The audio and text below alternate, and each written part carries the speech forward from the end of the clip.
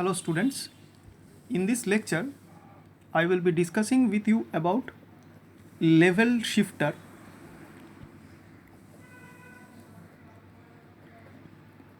or alternately called level translator.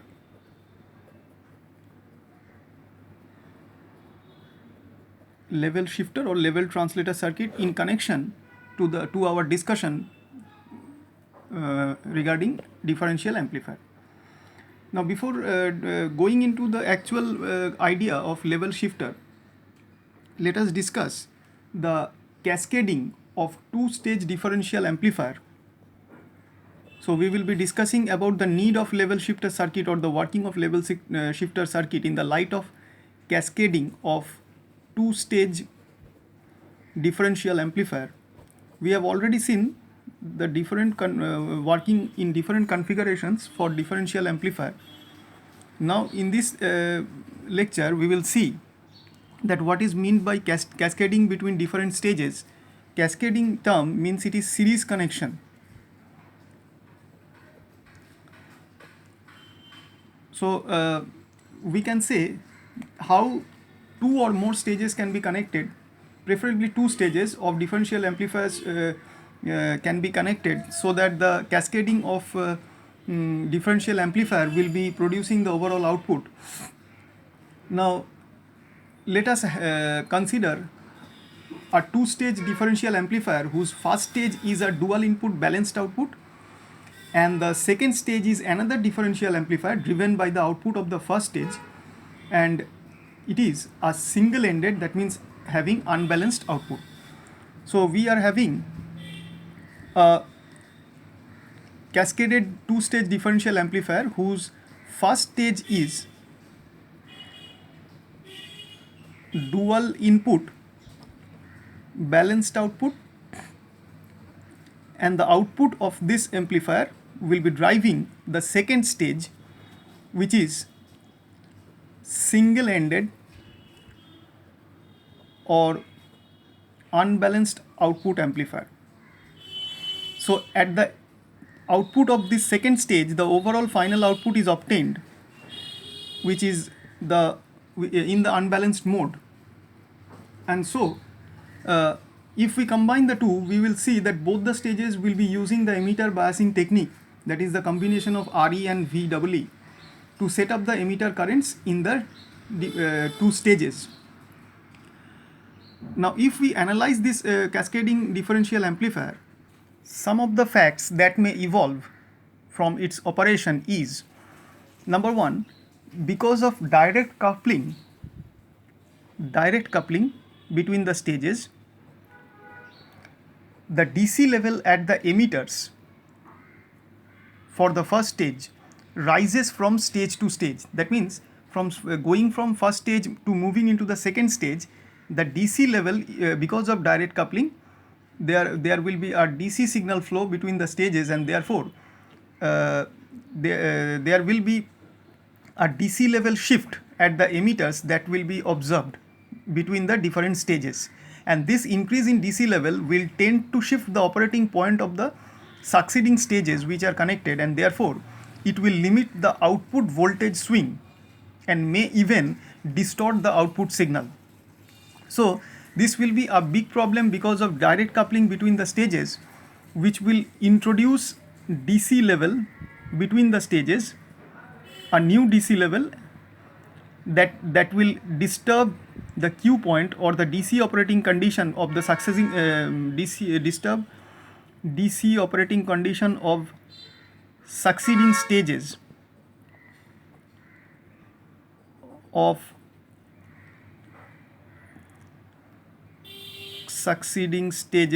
or successive stages, and therefore the output will be, and as a result of this, the overall output of the cascaded amplifier will be distorted. That means the output may be clipped. Clipping may occur. Clipping of output may occur. That will be distorted. So therefore, if a single stage is used, the voltage at the emitters of, we have seen in case of current bias circuit or later on for current mirror circuit, the voltage at the emitters of Q3 and Q4 transistors would have been something of very nominal value. And thus the increase in emitter voltage of the second stage, and in turn the change in its operating point, is because of the cascading of differential amplifier stages, so which should be posing a very big problem. So what is the problem here? Actually, the definition of the problem is, due to direct coupling between the stages, a DC level is being introduced in the emitter section of the cascaded BJTs or the emitter connected BJTs. So thereby their operating condition will be changed, the DC operating condition. So this is the problem definition. There will be another fact that may evolve from the operation of cascading of two-stage differential amplifier, that the voltage at the output terminal of the second stage is well above the ground level, that is 0 volt. And this DC level is undesirable. So the problem for the second case is, out of the operation of cascaded stages, undesired DC level of voltage at output of second stage. It may occur as such because we are not controlling the passage of DC level through successive stages, or the first stage will add rather a DC level in the second stage, and that will be reflected at the output, which should be the undesired DC level. So therefore it will also tend to limit the peak to peak output voltage swing without distortion, and hence it will contribute to the error in the DC output signal. So therefore we can say a final stage should be included in such a way to shift the output DC level at the second stage down to about 0. So these are the two problems. So the remedy of these problems will be, at the output of the final stage, we should be including such a circuit which may shift the output DC level, which is coming in undesired fashion at the output of the second stage, once again down to the 0 level with respect to ground. And such a stage is referred to as level translator or level shifter. So I repeat once again, what is level translator or level shifter? It is such an electronic circuit which will pull down once again this undesired DC level to 0 volt with respect to ground, which should be connected at the output of the second stage of the cascaded differential amplifier, two-stage cascaded differential amplifier. So in this amplifier, to shift the output DC level down to 0 volts, the final stage must be followed by a level translator circuit. Now, although there are variety of level translator circuits we have, an emitter follower with a voltage divider is the simplest among them. So basically, a level translator or level shifter is such a circuit which will bring down undesired DC level to 0 at the output of second stage. Okay, so it should be connected to the output of the second stage, and this is comprised of the composition of this level shifter. Very general composition is an emitter follower. Why emitter follower? Because we know emitter follower is having unity gain, and therefore there is transparency of signal flow between its input and output. So an emitter follower with a voltage divider, along with a voltage divider, should be used. Emitter follower along with a voltage divider should be used to design the level shifter or level translator circuit, and that should be added at the output of the second stage of the cascaded differential amplifier. Now the output of the second differential stage can work into the voltage divider emitter follower stage therefore, and thereby the undesired DC level at the output of the second stage should be once again pulled down to 0, so that the final output may not get distorted, or the final output voltage swing should not be clipped for the AC signals because of undesired DC. Because if superimposed on AC signal, if there is any undesired DC level that is represented, that means with the basis in terms of the signal clipping, from the knowledge of signal clipping, based on any undesired DC level, the AC signal may be clipped and the clipped portion will not be represented in the waveform. So that is called the undesired DC level problem superimposed in the AC operation of any amplifier. So that undesired DC level can be completely removed with the addition of this circuit, which is called level shifter or level translator, at the output of a cascaded differential, at the final output of the second stage output of the cascaded differential amplifier stage. Now, other than this, to get a better result, the level shifter or level translator can also be designed using emitter follower either with a diode constant current bias or a current mirror circuit instead of a voltage divider. So emitter follower, this is other type of design to get better results, plus diode constant current bias or current mirror circuit can be used. Emitter follower along with the diode constant current bias or current mirror circuit can be used to get better results of regarding level shifting or level translation. So in this way the level translators can be used or designed. And also note here that the resistive or Zener constant current bias, which I have already discussed with you in the last lecture, can also be used with the emitter follower to form a level translator. So the third type of design for level shifter or level translator will be emitter follower along with resistive or Zener constant current bias.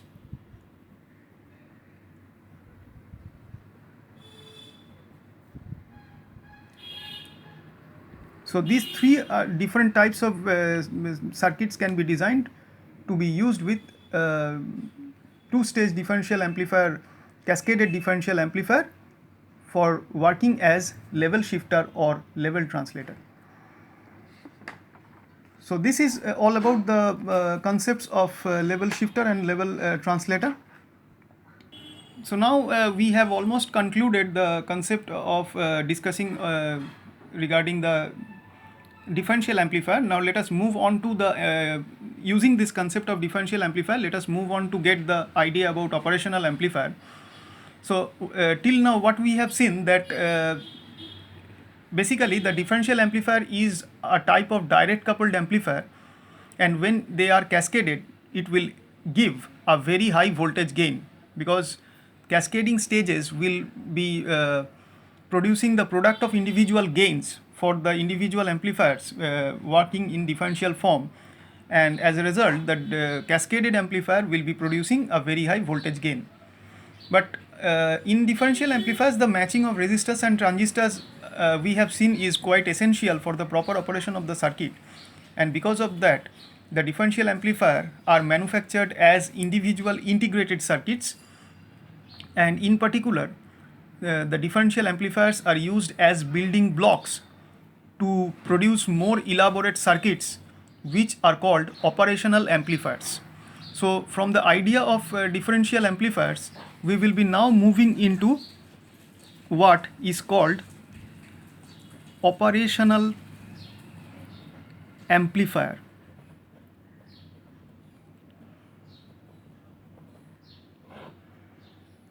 the cost of integrated amplifiers is very low nowadays, and they have effectively displaced the discrete amplifiers.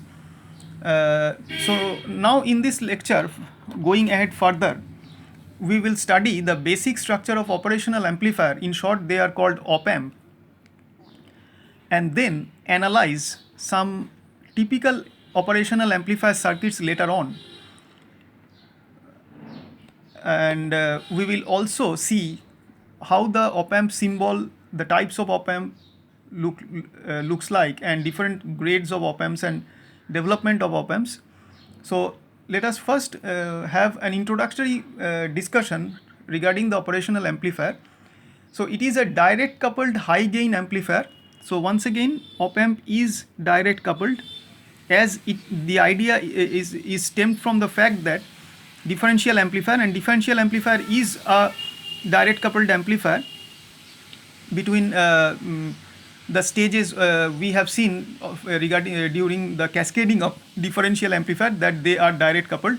So when the cascading stages are connected in direct coupled manner, from the concept of differential amplifier, we may from the concept of cascading of differential amplifiers, we should be moving into the idea of operational amplifier. So operational amplifier, like the cascaded differential amplifier, are direct coupled and should be producing high gain, because for the cascading of different amplifier stages, the gain should be high, because the overall gain should be product of individual gains, and because of cascading there are number of stages, so individual gains, individual stage gains should be made the product to get the overall gain, and therefore the overall amplifier, which is named here as op-amp or operational amplifier, should be a high gain amplifier, and it usually consists of one or more differential amplifiers followed by a level translator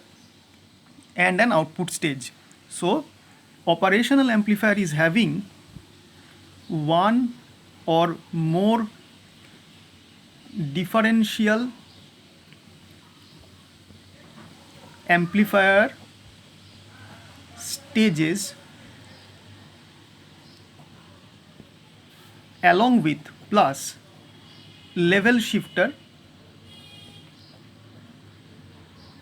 and final output stage at the output of the level shifter. So the output stage is generally, for an op-amp, is called push-pull or push-pull complementary symmetry pair.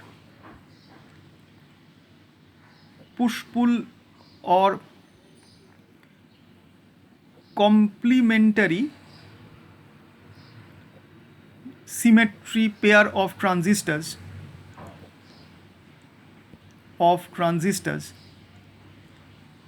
This is the output stage of op-amp. The output stage of op-amp is defined in this fashion, where two transistors BJTs are connected in such a way that the working of them is called push-pull working or complementary symmetry working. That means operation of one BJT will be in respect to the other BJT, so that whatever is done at the output of that push-pull configuration by a single BJT should be complemented immediately by the other BJT.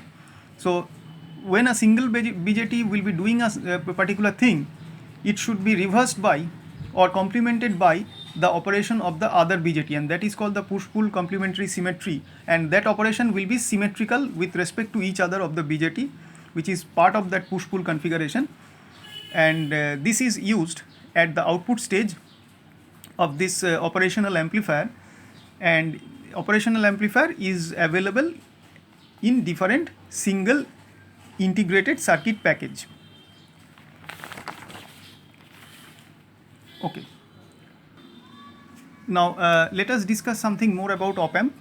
It is a versatile device which can be used to amplify DC as well as AC input signals, and originally it was designed for computing some mathematical functions like addition, subtraction, multiplication, integration. We will see later on some of its application oriented circuits.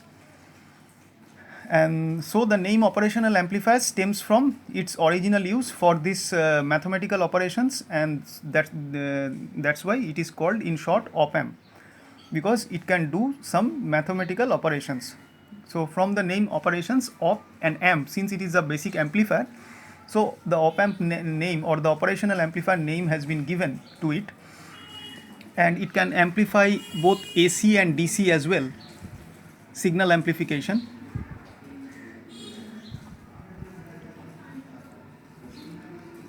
It is used for this, and with the addition of suitable external feedback components, the modern day op-amp can be used for variety of applications. More we will be see later on, such as AC/DC signal amplification, active filter, oscillator, comparators, regulators, etc. And some of them will be discussed in details later. Now let us see the representation in terms of block diagram of a typical op-amp. So block diagram of op-amp, and it should be look like this. First there will be an input stage. The blocks will be something like this, and at the input side to this first block there are two inputs. The upper one will be called non-inverting. I have already told you, I have already discussed with you in one of my last lecture what is non-inverting input and what is inverting input. So these two are, one is inverting and another is non-inverting input that is given to the first input stage block, that is the first block of this diagram. Then it will be passed on to to a block which is named as intermediate stage,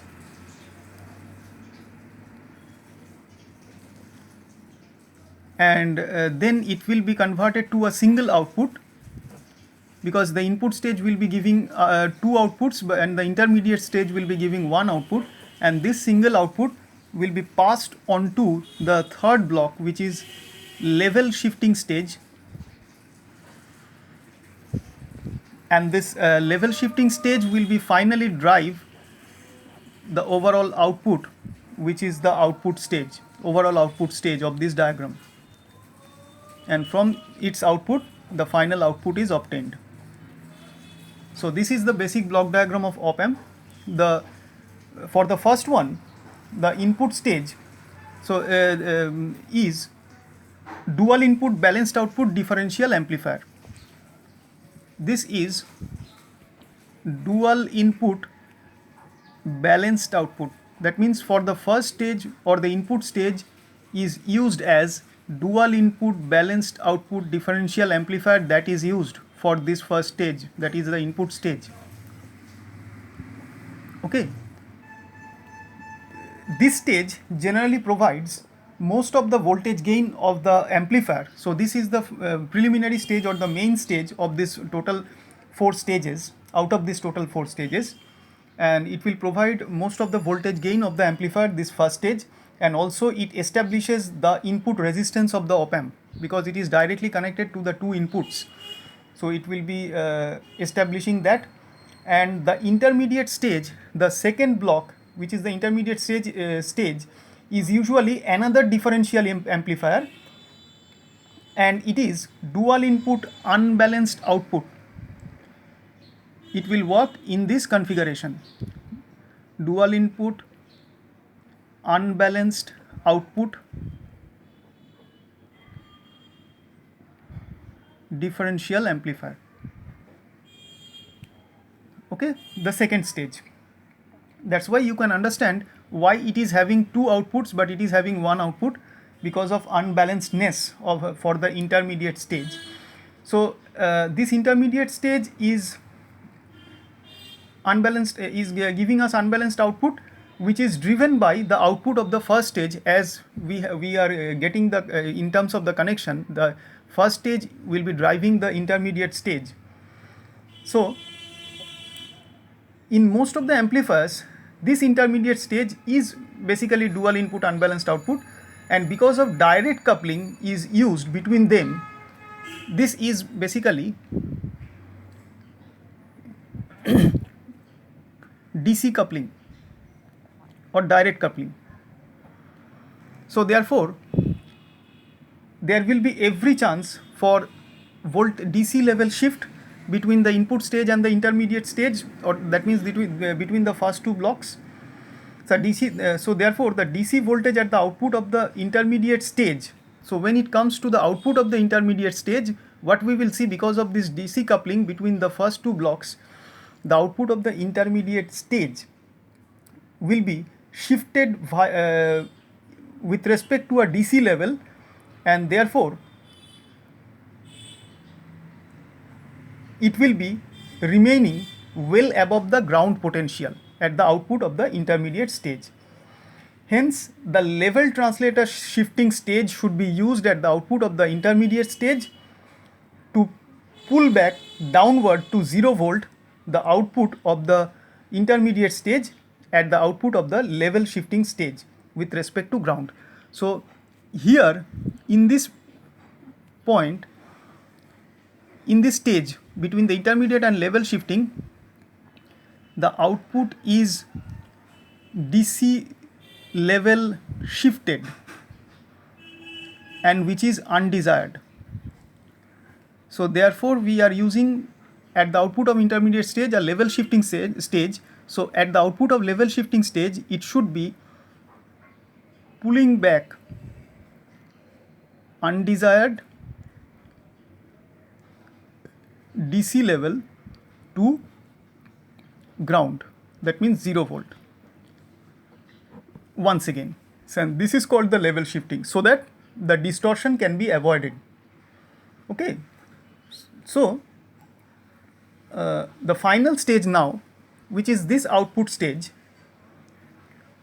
Now this level shifting stage can be emitter follower using constant current source, which we have discussed a little while before, or it may be used with a Zener diode or with a current mirror, anything else, and this can be designed. But this output stage, the fourth block, is usually a push-pull complementary amplifier output stage. So this is push-pull, I have discussed. This is push-pull complementary symmetry stage. So that means in this stage it will be working like two BJTs connected in series in such a way that operation of one will be complemented by the operation of the other. That means whatever is done by one BJT should be reversed through the operation of the other BJT. So that is called the push-pull complementary symmetry operation, and there at the output of this push-pull complementary symmetry stage, the final output is obtained, and it can be observed that this output stage increases the output voltage swing because of this push-pull complementary symmetry operation to establish high voltage gain and raises the current supplying capability of the op-amp. Okay. Now this well-designed output stage also provides low output resistance. So what we have seen, that for an op-amp, because of this input stage, it will establish high input resistance for op-amp. It is designed in such a fashion, and this output stage, final output stage, will establish low output resistance of op-amp. So this will be going to very important properties in case of op-amp which is having high input resistance and low output resistance, if the input and output stages are well defined. And also, because of this push-pull complementary symmetry operation at the output stage, the output voltage swing is quite large, which will be giving another property for op-amp of high voltage gain, and that can be established because of this push-pull complementary symmetry stage or operation. Now let us analyze the typical op-amp equivalent circuit. So this is the basic block diagram.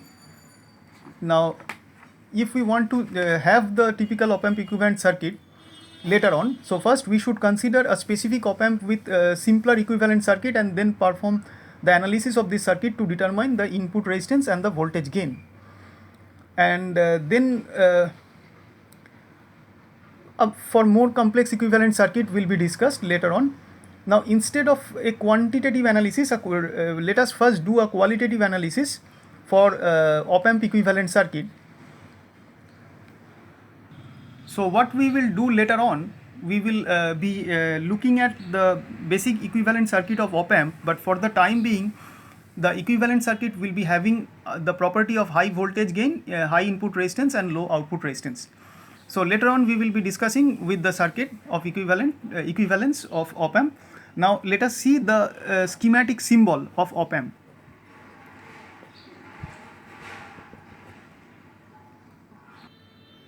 Now the schematic symbol should be look like this, which is most widely used for an op-amp.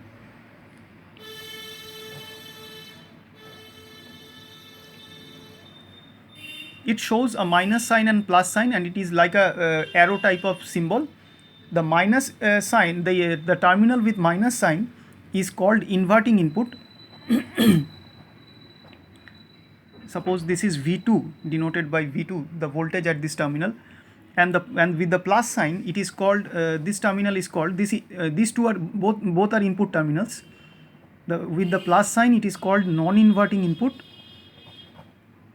and the voltage suppose is given by V1 at this terminal, and there is one output. And you can understand why this is one output, because op-amp is basically a two-stage differential amplifier. The first stage is dual input balanced output, and the second stage is unbalanced output stage. So there will be one output only. So this is VO, the output voltage is marked by VO. So this is the basic most widely used schematic symbol for op-amp. For simplicity, so it is having two inputs and one output, and for simplicity the power supply and other pin connections are not shown in this simple circuit symbol, which is used for most of the occasions to draw the different circuit using op-amps. Since the input differential amplifier stage of the op-amp is designed to be operated in differential mode, therefore the differential inputs are designated by these plus and minus signs or notations. An AC signal or DC voltage applied to this input produces an in phase. If we suppose since this terminal where the plus sign is marked, if any AC or DC source is connected with this input which is called non-inverting input, the output voltage and the input voltage will be in same phase, and there will not be any phase change, and therefore it is called non-inverting. Non-inversion means no inversion in phase between input and output when any input is connected at this positive sign marked terminal. On the other hand, if an input AC or DC is connected to the negative sign marked terminal, that is this one, at V2, there will be a phase difference of 180 degree between the input and output voltage, and therefore the signal voltage will be of opposite polarity, and so this input terminal which is marked by V2 is called inverting input terminal. And all these voltages V1, V2 and VO are measured with respect to ground, and in between within this circuit symbol, it is in practice A is written, where A is called large signal voltage gain. So the value of gain is written inside this triangular block. So large signal voltage gain, this is the gain of the op-amp. It is denoted in this fashion, which you can also find from the data sheet while designing with the op-amps. Now op-amps are basically under the category of linear ICs, and these ICs generally use one or more differential amplifier stages, and we know that we have seen that the differential amplifier require both a positive and negative supply for proper operation. So it will mean that most linear ICs will need both positive and negative power supply. So let us add the idea of the dual power supply to this circuit symbol or to the operation of IC or operation of the op amp IC with dual power supply. So a few linear ICs use unequal power supplies also, but in case of op amp it is generally used with the same power supply of opposite polarity. Now the two power supplies required for a linear IC are usually equal in magnitude. Suppose it is plus 15 volt and minus 15 volt. So VCC will be plus 15 volt and VEE is minus 15 volt. This is in generally found for working with the op amps. These voltages may vary also. But in generally they are equal in magnitude but opposite in dual polarity, and these power supply voltages must be reference to a common point or ground, and but unfortunately in the case of some manufacturing aspect which do not agree on power supply leveling, that means which one is positive, which one is negative and something like that. So the notation with plus VCC and minus VE or something different, V plus and V minus, it can be anything else. But we will be following the plus VCC and minus VE notation, notational aspect or the use of this notations like this in all future applications. So let us see typical 8-pin mini dip linear op amp IC with power supply connections. So if just a little bit modifications to be done with this circuit symbol. So let us see that this is minus and this is plus, 2 input and 1 output. This is inverting and this is non-inverting input. And since I have already told you it is an IC, op amp is an IC, it is 8-pin linear IC. So this is 8-pin mini dip. It is called, dip means dual in package. The formation of packaging is dual in type. In short it is called dip. 8-pin mini, it is a small package, so mini dip linear IC op amp,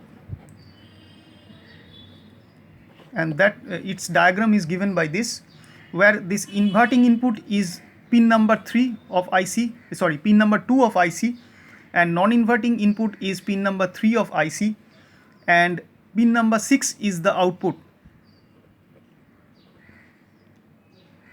And the name and the other two power pins, that is plus VCC, the dual power supply, and minus VE is shown like this for op amp, where plus VCC is pin number 7 and minus VE is pin number 4. So this is the basic pin configuration of typical 8-pin mini dip linear op amp IC with power supply connections. The IC number is 741 or 351. It is the number of the IC, and for the sake of simplicity we are remaining for the time being the remaining pins, that is pin number 1, 5 and 8. We will discuss about these 3 pins later on for different aspects.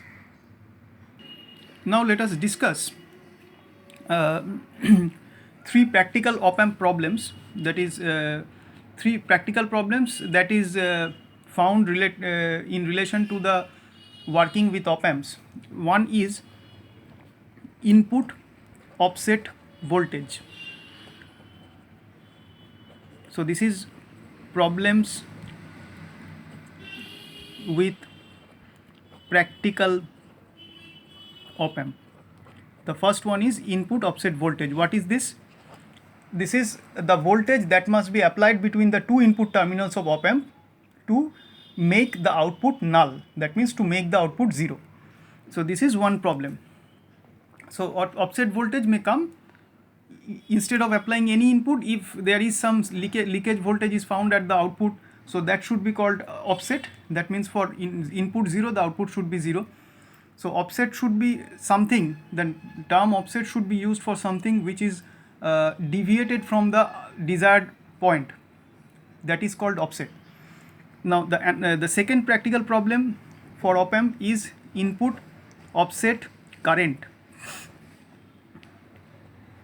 And this is defined as the algebraic difference between the currents into the inverting and non-inverting terminals, the algebraic difference. And the third one is input bias current. So these three are practical op-amp problems, and it is the average of the currents that flow into the inverting and non-inverting input terminals of op-amp. So these will be disturbing the op-amp. So therefore we should be keeping some provision to adjust the offset voltage problems. So because of that, the 741 op-amp which we have drawn over here is having offset voltage null capability with the help of two pins, which is not being shown till now here. That is, we have intentionally omitted the working of pin number 1 and 5. So this op-amp will be having two pins 1 and 5, which should be used to mark the offset null purpose.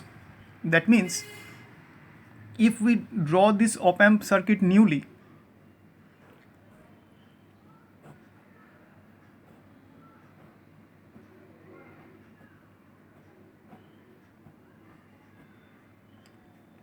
this is inverting, this non-inverting, this is inverting. So this is pin number 3, this is pin number 2, this is plus VCC, pin number 7, and this is minus VE, pin number 4, and this is 6, the output.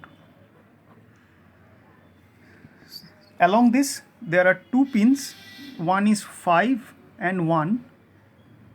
Suppose this is pin number 1 and this is pin number 5, and between them a potentiometer is connected. These two pins are shorted with a potentiometer or voltage variable device, and this potentiometer is tapped with a voltage from pin number 4. That means it is connected in this fashion with pin number 4. So this potentiometer is tapping from the voltage of minus VE, and based on that the adjustment of offset voltage can be done between the pins 1 and 5. So therefore, for any undesired output shift or input shift from the desired condition, that should be minimized or should be made to 0, or null should be achieved. For that offset condition should be removed using these two pins 1 and 5. So we can say the pin number 1 and 5 for op-amp is used for offset null adjustment. Why it is called offset null? That means offset is undesired, that is, it is actually the deviation from the desired point, and if we want to bring back to the original desired point, we need to remove the offset, and that removal of offset is called offset null, so that the offset point is nullified, and that adjustment is done with the help of these two pins 1 and 5 by connecting a variable potentiometer between them. So by adjusting the value of this potentiometer, we can nullify the effect of offset voltage or current in op-amp having IC number 741. Now let us explain something about the differential input resistance with respect to this op-amp. It is defined as the equivalent resistance that can be measured at either the inverting and non-inverting input terminal with the other terminal connected to ground. So what is differential input resistance? As we have seen in case of differential amplifier, it can also be defined in case of op-amp, and this is nothing but the resistance measured, that means equivalent resistance measured at either the inverting or non-inverting, at either input terminal, whether it is inverting or non-inverting, when the other terminal is grounded. That is called differential input resistance, the other terminal grounded. Okay, so for we can see for 741 op amp, this is of relatively high value, typically 2 megohm for 741. The value of differential input resistance is 2 mega ohm in case of 741 IC, and this is the typical value for 741 IC. Now let us discuss about CMRR in case of op amp, which we have already discussed about differential amplifier. Now it's time to discuss about CMRR about op amp. It is called, common mode rejection ratio, which is defined essentially by various ways, and generally it can be defined as the ratio of differential voltage gain AD to the common mode voltage gain ACM. So CMRR is ratio of AD, which is the differential voltage gain, by ACM, which is the common mode voltage gain. And the differential voltage gain, so AD is differential voltage gain and ACM is common mode voltage gain. So therefore the differential voltage gain AD is the same as the large signal voltage gain A, which we have seen for in case of op amp in the circuit symbol. In here we had written A, and this is basically the large signal voltage gain, and this is actually the differential voltage gain AD. Okay, and the common mode voltage gain can be determined using equation ACM. It is VOCM divided by VCM. Now this VCM is common mode input signal, and with respect to that, VOCM is common mode output signal. So the ratio of the two is the common mode gain, common mode voltage gain.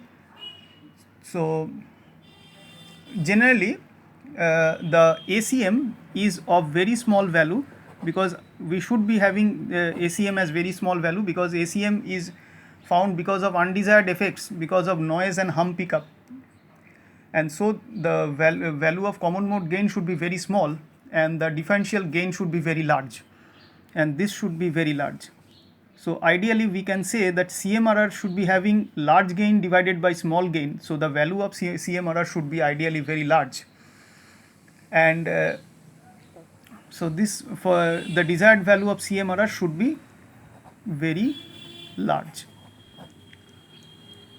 Okay, so now CMRR, the unit of expression, unit of CMRR is decibel.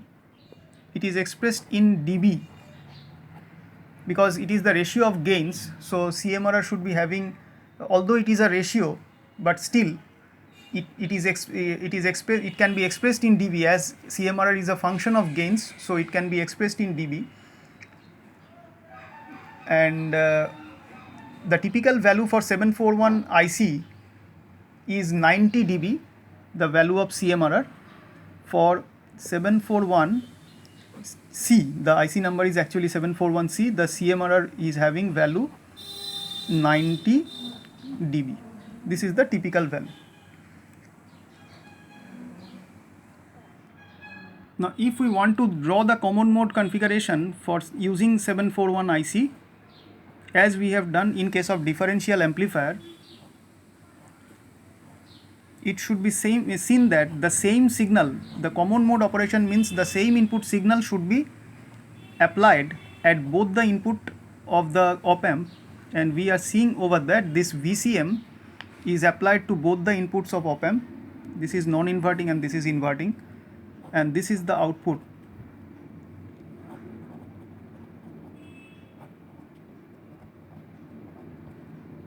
So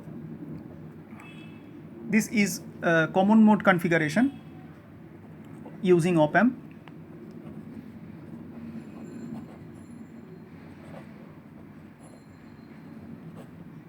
And we can say that more the value of CMRR is higher, better is the matching between the two input terminals, and therefore the smaller is the output common mode voltage. So if CMRR is high, that means VOCM should be low, and this should be desired for working with any op amp. And the IC number, there is another op amp which is called precision op amp for getting precision output and measurements. The precision op amp is having IC number as 714C. So this is the IC number of precision op amp, because 741C is not actually the precision op amp. So this is the IC number of precision op amp, and precision op amp is having far more better CMRR value. Its value is typically 120 dB. So we can say that the precision op amp has a better ability to reject common mode voltages than our 741C op amp, arising out of electrical noise and hum pickup. So precision op amp should be better preferred to be used in case of noisy environment than over 741C op amp.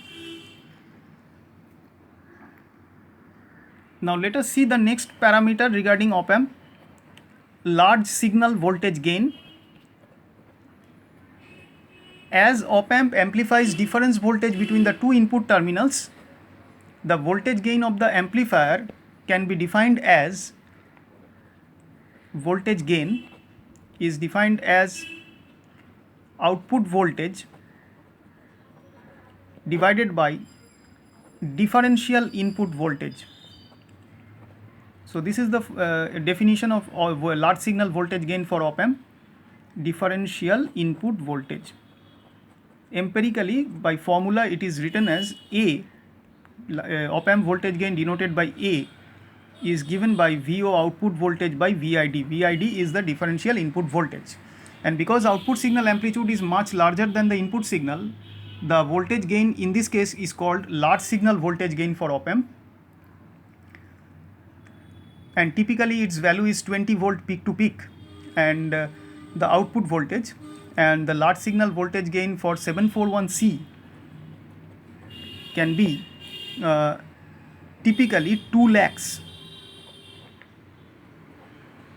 This is typical value, A equal to 2 lakhs. So you can understand how large the voltage gain of an 741C op amp should be. So to determine the voltage gain, the circuit should be drawn like this, plus minus. At the two inputs, this is V1 and this is V2, and between them is VID. This is plus VCC and this is minus VEE. And so this is the output, and a load is connected from the output. So this is RL. Now this output VO can be written as A VID. So this is the equation, basic equation for op amp, where op amp is having a gain denoted by A. So this is the determining the voltage gain. Now if we consider this circuit to discuss about the output voltage swing, how much the output voltage will be swinging, anything, the output voltage will be swinging, will be that will indicate the values of positive and negative saturation voltages of the op amp. And the output voltage should never exceed, the swing of output voltage should never exceed the limits of plus VCC and minus VE, because you can understand from here the maximum positive saturation is plus VCC and maximum negative saturation is minus VE. So the output voltage should be varying or swinging between these two extremes, plus VCC and minus VE, and it should not be exceed beyond these two values. So the output voltage swing will be limited between these two values. Now output resistance of op-amp is equivalent resistance that can be measured between. So next property is output resistance for op-amp.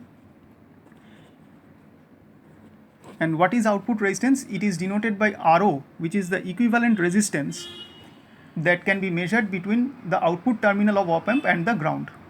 So equivalent resistance between output terminal, that is pin number 6 of op-amp, and ground, with respect to ground. The typical value for 741C, the output resistance for 741C is given by 75 ohm. So you can understand from here how low the output resistance should be for an op-amp. And ideally we should be having high input resistance and low output resistance for an op-amp. The last of the design parameters of op-amp is slew rate. So we have discussed till now many design parameters for op-amp, and last one is slew rate for the time being, up to what you need. The slew rate, in short, it is defined, it is denoted by SR and is defined as the maximum rate of change of output voltage.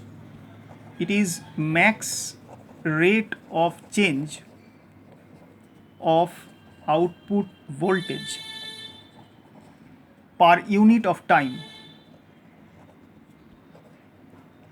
and its unit is hence, so in equation form it is dVo. VO is the output voltage, we know, dVo by dt. So it is time derivative of output voltage and its maximum value, obviously the unit is volt per microsecond. So the unit of slew rate is volt per microsecond, voltage divided by time. So slew rate is time derivative, the maximum value of time derivative of output voltage, where VO is the output voltage. Now what is the significance of slew rate for op-amp? It indicates how rapidly the output of an op-amp can change in response to changes in the input frequency. So the significance is of slew rate. Significance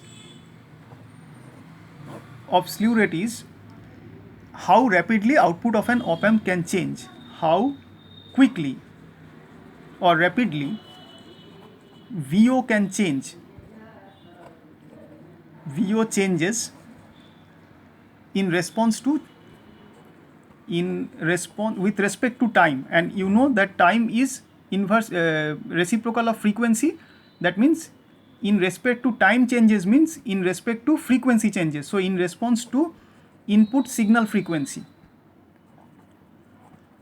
So whatever signal that is being applied at the input of the op-amp with respect to the frequency changes of the input signal, how quickly the output voltage is changing can be found from the value or the index of slew rate.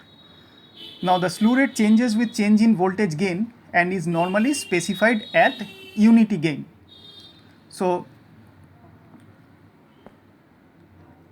because the output voltage is dependent on the gain, so the slew rate of op-amp is fixed, therefore, and we can see that this change will be giving us some slope of the change of slew rate with respect to time will be giving a characteristic slope, and the requirements of slope of the output signal are greater than the slew rate. If the slope requirements of the output signal are greater than slew rate, then the distortion may occur. That means if the output will try to change more quickly than the rated value of slew rate of an op-amp, then the output will be distorted. So the rate of variation of output voltage should be kept well within the set value of slew rate of the op-amp, to avoid the distortion of the output voltage. So we can say for AC applications of op-amp, slew rate should be considered as an important factor, particularly at relatively high frequencies.